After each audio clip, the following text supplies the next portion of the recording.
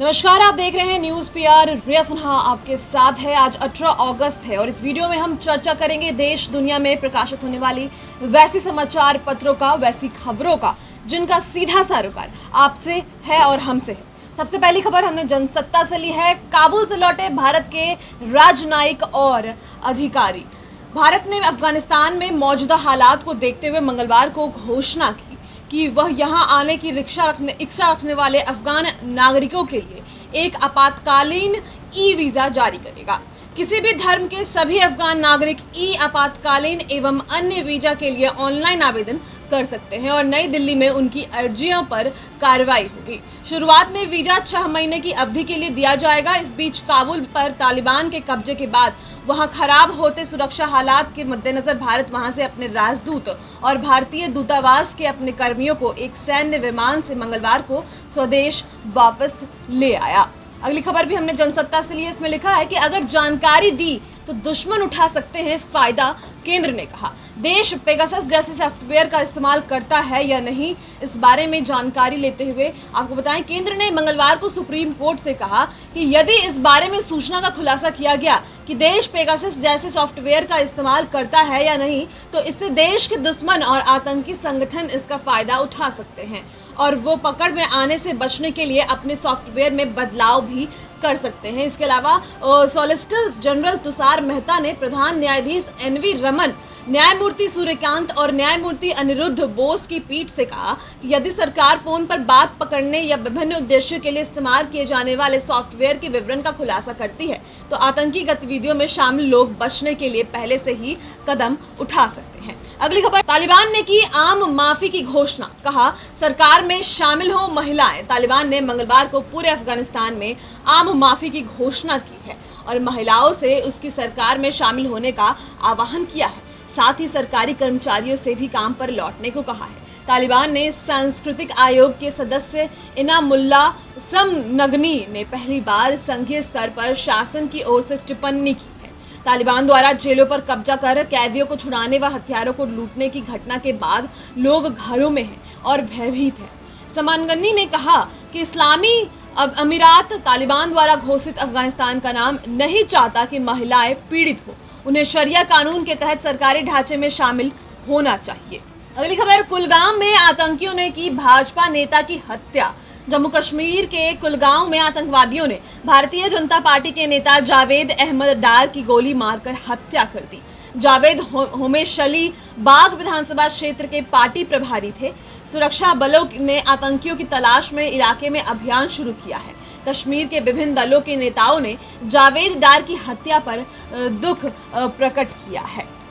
अगली खबर, लाहौर में महाराजा रणजीत सिंह की प्रतिमा तोड़ी गई है। लाहौर किले में लगी प्रथम सिख शासक महाराजा रणजीत सिंह की 9 फुट ऊंची कांस्य की बनी प्रतिमा प्रतिबंध तहरीक ए लबैक पाकिस्तान टीएलपी के एक कार्यकर्ता ने मंगलवार को तोड़ दी। मूर्ति को क्षतिग्रस्त करने पर विदेश मंत्रालय ने मंगलवार को कहा कि पाकिस्तान अपने यहाँ अल्पसंख्यक समुदाय के खिलाफ चिंताजनक दर से बढ़ रही हिंसा की घटनाओं को रोकने में पूरी तरीके से विफल रहा है। अगली खबर, बच्चों से पुलिस पूछताछ, किशोर न्याय अधिनियम का उल्लंघन।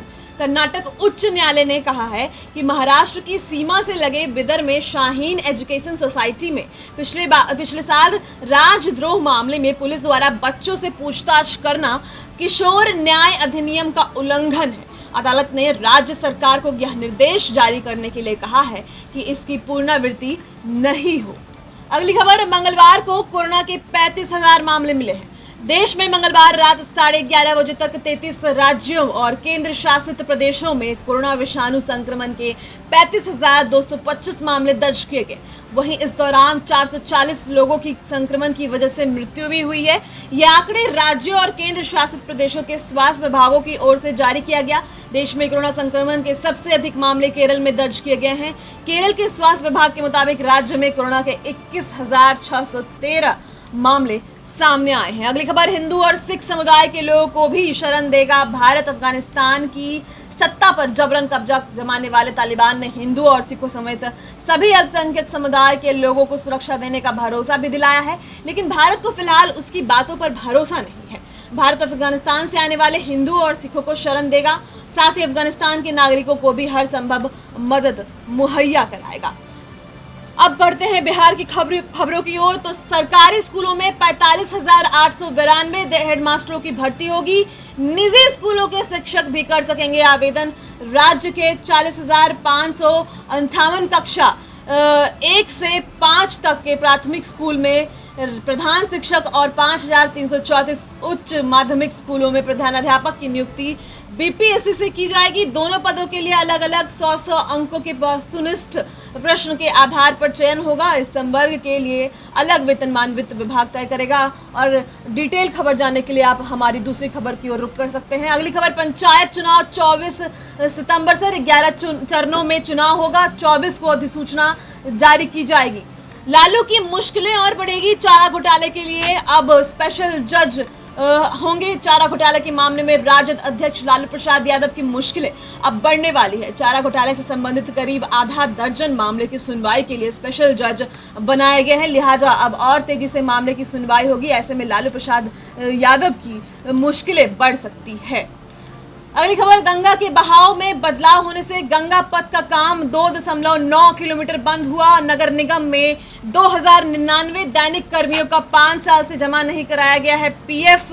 पटना नगर निगम के दैनिक कर्मचारियों के ईपीएफ कटौती में बड़ी गड़बड़ी सामने आई है। निगम के चतुर्वर्गीय कर्मचारियों की 4 दिनों तक चली हड़ताल के दौरान ईपीएफ में गड़बड़ी का मामला सामने आया है। इसकी जांच के बाद गड़बड़ी की बात सामने आई है।